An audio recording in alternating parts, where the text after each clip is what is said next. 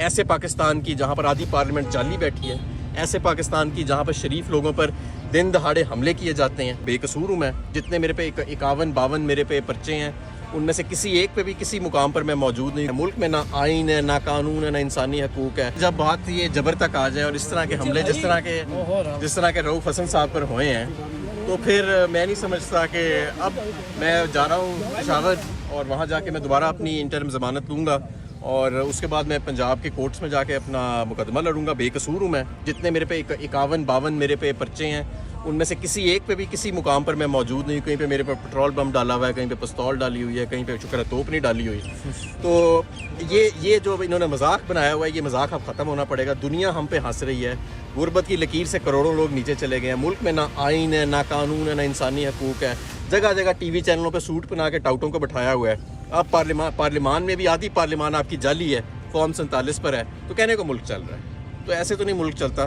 اب ہم تو انشاءاللہ تعالیٰ باہر نکلیں گے اور میں اپنا عدالتوں کے آگے اپنے آپ کو پیش کروں گا. میں بے قصور ہوں اور میں سمجھتا ہوں کہ اگر اس ملک کے اندر کوئی آئین ہے، کوئی قانون ہے، اور یہ ہماری اعلیٰ عدالتوں کو اور خاص طور پہ چیف جسٹس کو اب سوچنا پڑے گا کہ ان کی بھی ریٹائرمنٹ میں دن کم رہ گئے ہیں. وہ کیا لیگیسی پیچھے چھوڑ کے جانا چاہتے ہیں؟ وہ ایک ایسے فسطائیت کے قانون کے پاکستان کی، ایسے پاکستان کی جہاں پر آدھی پارلیمنٹ جعلی بیٹھی ہے، ایسے پاکستان کی جہاں پر شریف لوگوں پر دن دہاڑے حملے کیے جاتے ہیں، ایسی جگہوں کے اوپر یہ آپ اپنی لیگیسی چھوڑنا چاہتے ہیں، یا آپ ایک ایسے پاکستان کی جو نیا پاکستان ہے، جہاں پہ یوتھ تمنا کر رہی ہے کہ یہاں پہ قانون ہوگا، آئین ہوگا اور سب سے بلکہ عوام کا راج ہوگا، کسی فرد واحد کا راج نہیں ہوگا. پنجاب میں احتجاج کی کال آپ کب دینے جا رہے ہیں؟ خان صاحب نے کہا ہے کہ پنجاب کے اندر آپ نے کنونشن سے شروع کرنا ہے. ہم نے ورکرز کنونشن سے ہم شروع کر رہے ہیں تمام اضلاع کے اندر. اس کے بعد ہم انشاءاللہ تعالیٰ جلسوں پہ جائیں گے. ہو جاتے ہیں تو پھر ہو جائے، کوئی فرق نہیں پڑتا.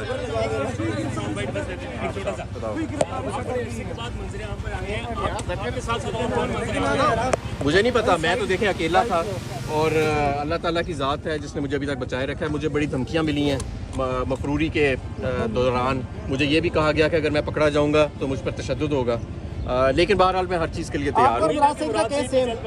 میرا ان سے کوئی رابطہ نہیں ہے مراد سعید سے، جب سے میں اس میں مفرور ہوا ہوں. لیکن میں سمجھتا ہوں کہ اب آہستہ آہستہ، کیونکہ دیکھیں یہ جو حملے اقبال ہو رہے ہیں نا جس طرح کے، اور یہ جس نوبت میں یہ پاکستان کو لے آئے ہیں، اب ہمارا انہوں نے گلا کاٹنا ہے تو گلا کاٹ دیں، ہمیں گولیاں مارنی ہیں تو گولیاں مار دیں، لیکن ہم جھکنے والے نہیں. میرے پاس ابھی ایسی ڈائریکشن نہیں ہے. Thank you sir.